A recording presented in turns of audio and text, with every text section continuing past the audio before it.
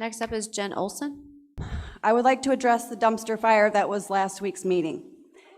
In the packed room at the administration building, you could hear a pin drop, a child sneeze, and a parent shushing them. This doesn't reasonably constitute a disruption.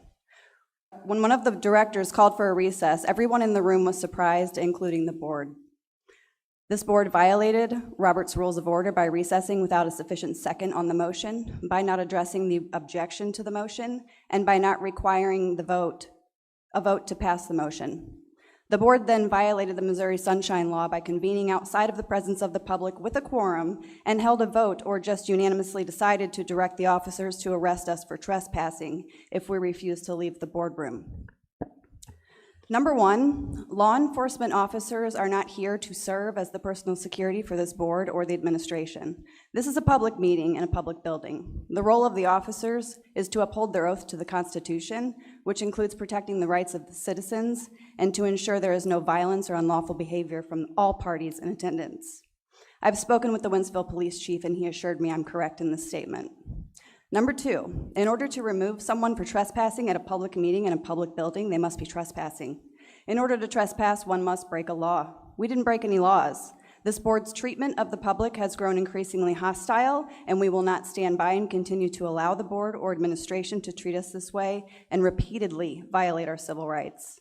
If this type of behavior and treatment towards the public continues, we will be filing a civil rights complaint as well as a complaint with the Missouri School Boards Association and MoDESI. We do not want to do that. If we did, we would have done it a long time ago. Also, as I've explained to the board in the past, when a school reserves a public forum at an open meeting, it provides that the citizens may exercise their First Amendment rights. This is considered a limited public forum, during which greater free speech protections apply. The board may not silence speakers on the basis of their viewpoints or the content of their speech. This would be considered a content-based restriction, and it is unconstitutional in this forum. The board must live up to the values embodied in the First Amendment.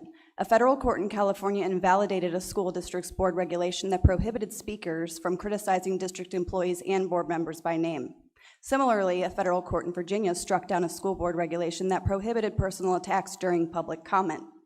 Board Policy 0412 under the Public Forum section, item number 7, under the Rules of Decorum section, item number 2, are in violation of the First Amendment. Board Policy 1431 under Code of Conduct Individual, the expectations of the public conduct are subjective, judgmental, intimidating, and in violation of the First Amendment. Also in Board Policy 1431, items 1 and 8 are intimidating, not factual as it pertains to violations, compliance with law enforcement, grounds for removal from a public meeting, and are in violation of our First Amendment. We ask that the board amend these policies to ensure the district does not continue to violate the most fundamental rights of citizens. The most fundamental right of citizens.